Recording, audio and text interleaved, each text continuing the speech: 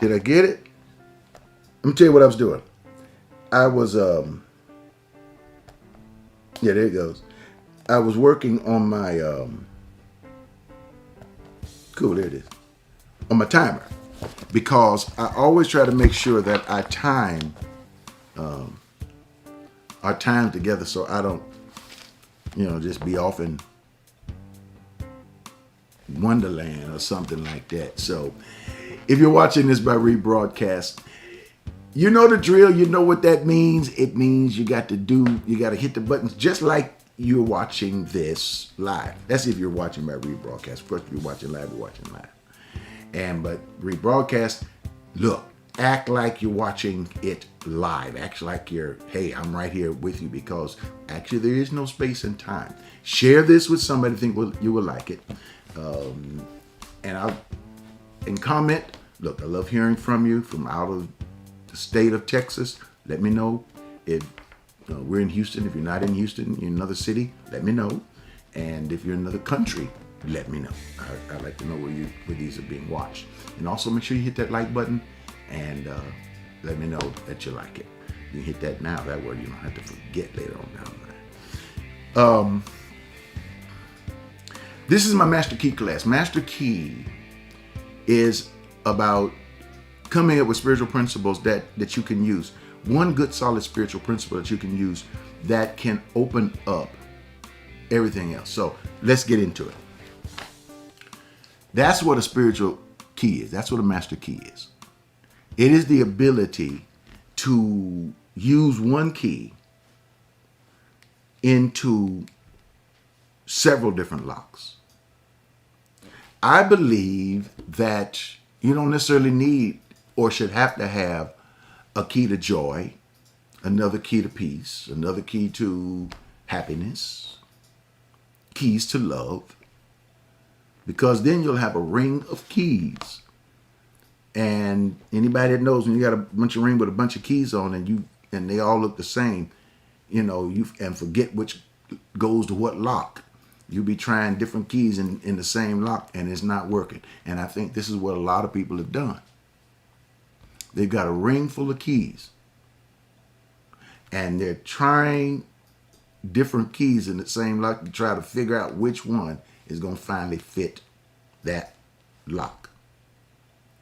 So what I've come up with, and this is the principle that goes on inside of my head, is that if we can just have one spiritual key,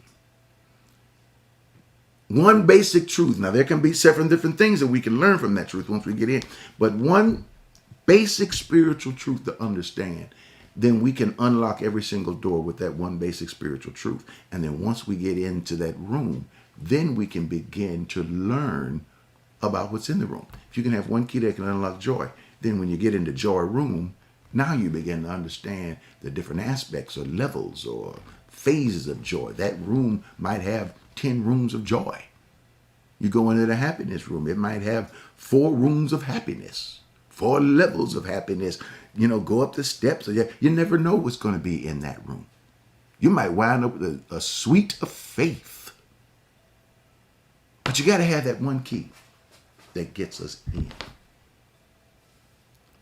And for over 40 years, actually for about 45 years of ministry, I have been working every single day of my life. Just like you do a Rubik's Cube, flipping around and turning it, trying to get it back to where it was when you first bought it, and you never do, where all the sides match. It's coming up with that, what is that key that we can all have in common, beyond our color, beyond our culture and everything else, to unlock spiritually our lives. And I firmly believe that one key is the recognition that God is not as far from us as we think God is. But God, like Scripture teaches us and the text teaches us, is a present help in a time of trouble. Present. God is present with us. God is right here with us. And when we understand God is right here with us, then we begin to realize that it's not about, because it's not about, oh my God, something's wrong with me because I don't have God. It's about God revealing who we are, not as much who he is to us, but who we are in relationship to who he is. Now, I know I just said a mouthful, but it's beginning to reveal what our lives are all about.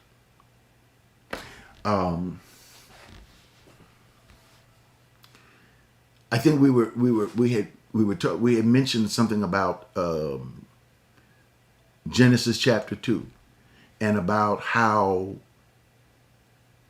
God formed man from the dust of the earth, mankind.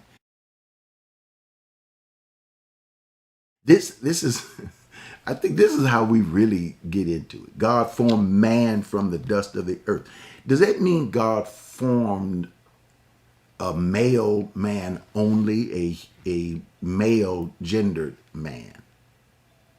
And he's saying there was no woman. Okay, well, he said, well, there was no woman, and God put that man in the garden to work. There was only a man in that garden. He said, Adam, he has nobody to be with him. It's not good for him to be alone. And it says, and then God put him to sleep, and then went inside of him and pulled from Adam a rib, and from that rib created woman. Woman. That's what they said. That's what he said when he saw her. He said, woman. Oh, man. That's what he said.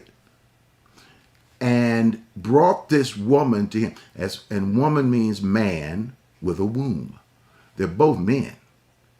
It's just man with a womb. That's what woman means. And so it says that she came out of him. If she came out of him, then she was in him all along. So when God blessed man, the scripture said in Genesis chapter 1, verse 26, 27, 28, it says, and God blessed them, male and female. Was the female already outside when they got blessed, or was she inside and blessed him before he took out the rib? See, first of all this about the rib coming out of the man, these are metaphors. These are, well, how do you know? You wasn't back there. Maybe God did take that rib. However he did it, she was still inside of him. That's where she was. She was inside.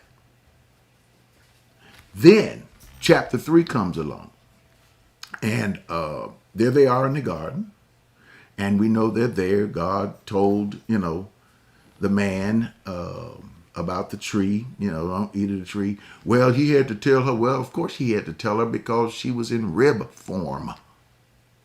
Okay? And then you don't know what God said. It says, and they heard the voice of God. I heard the voice of God walking in the cool of the day, which means the voice of God or the presence of God was everywhere. Actually, the trees in the garden symbolize, the tree of life symbolizes the presence of God. So the presence of God, first of all, God doesn't have arms and legs, so God couldn't be walking in the garden. It said his voice was there. The presence of God was in that garden. So the scripture says, and Eve saw the fruit, and that it was good for food. She ate it.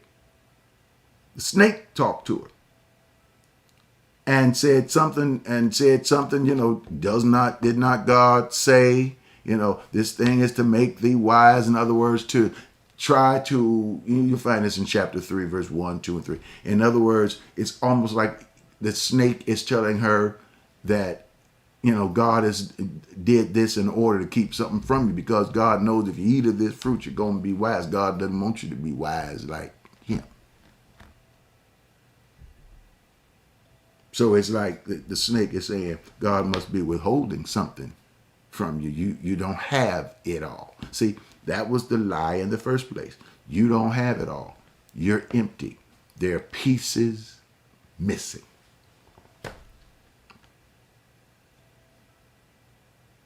That's why Scripture says, and Eve partook of the tree. Not, it wasn't the apple, it was of the fruit. Partook of that fruit. Now check this out. And gave to her husband Adam, who was with her. You can find this in Genesis chapter 3. So it means that the man was standing right there with her when the snake talked to her. Now, if the snake is talking to Adam's woman, why did not Adam tell the snake, shut up, leave my woman alone? Not man, leave my woman alone, snake. And then say, babe, if I was you, I know you got you got women's rights, but if I was you, I wouldn't eat that.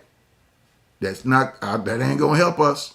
But it says, and she gave to her husband who was with her, which means that he was already game for it. As a matter of fact, we don't know what they said to each other.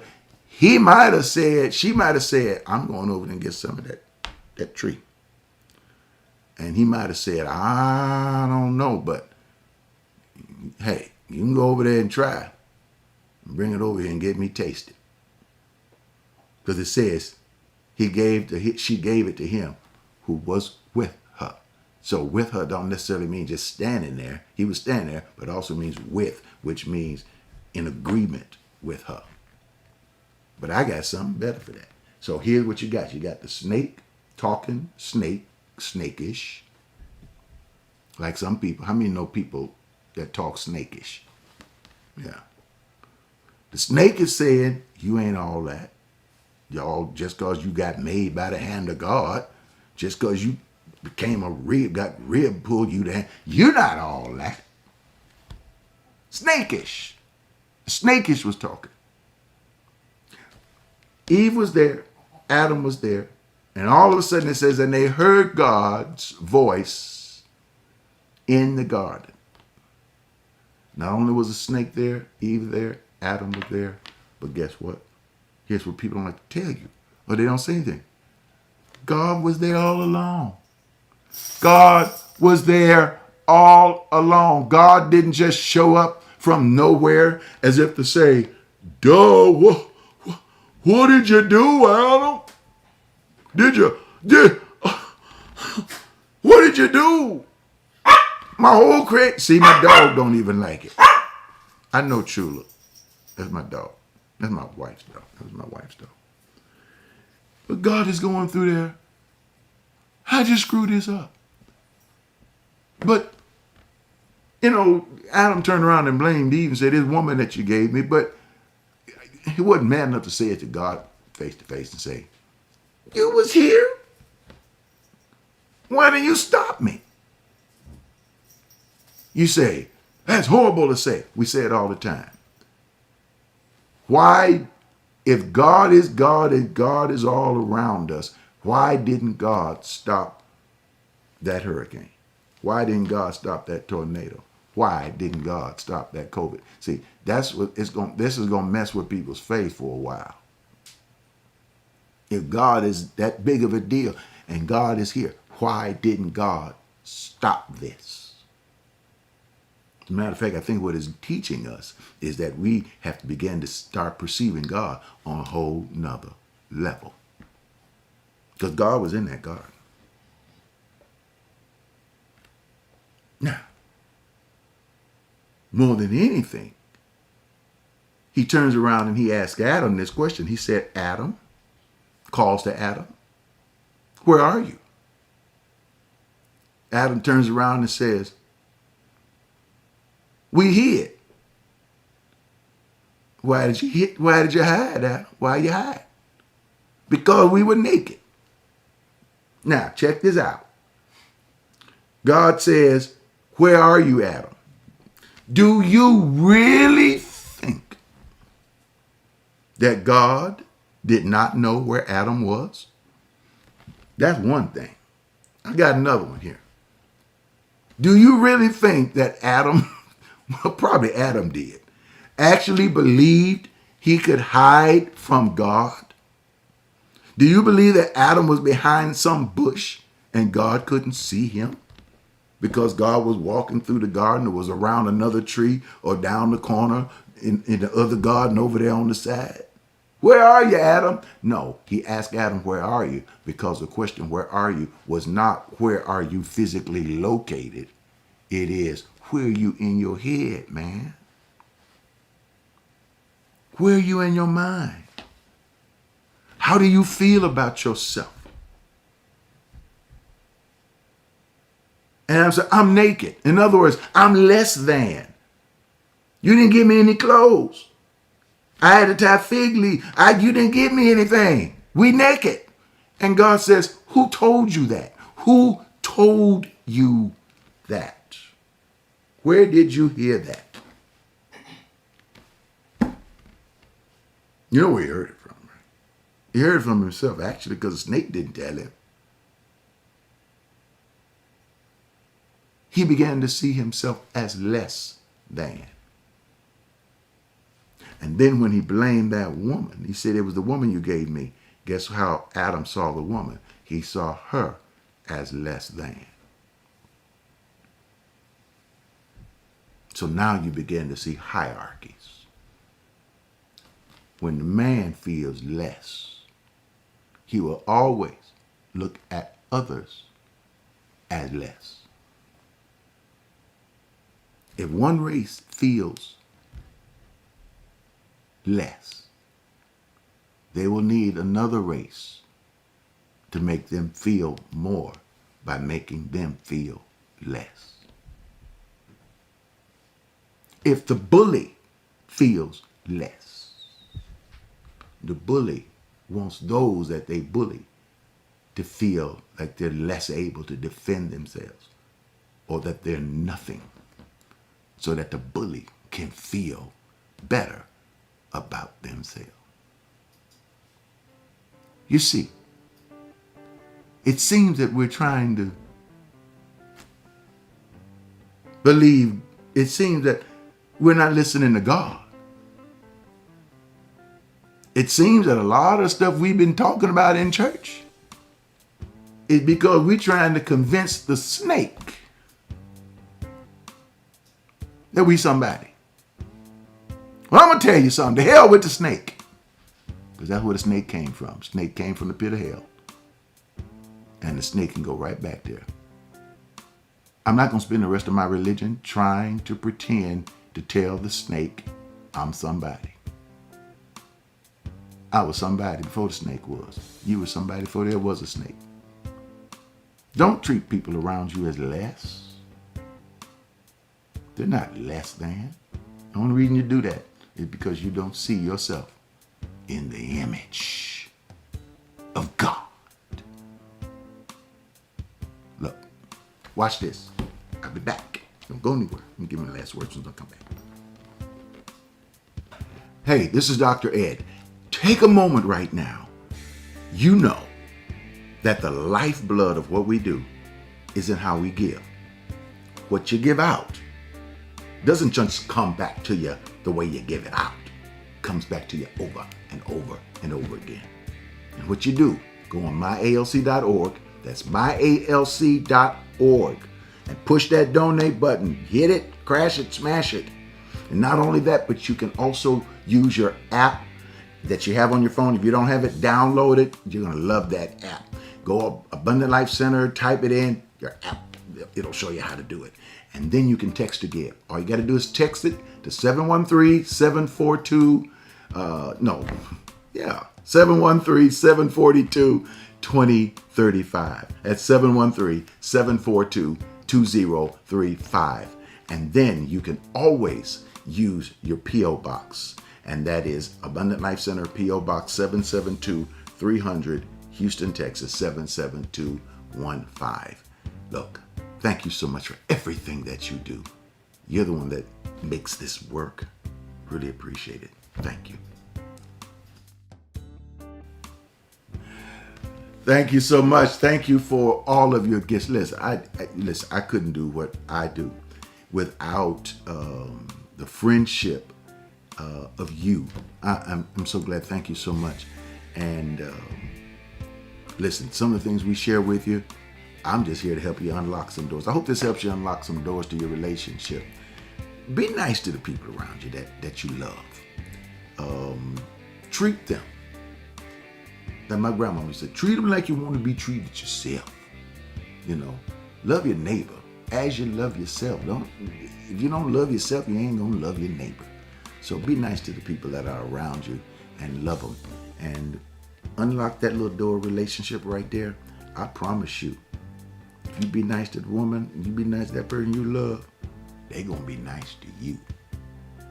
Real good to you. All right? Thank you for being in my master class tonight. I appreciate you.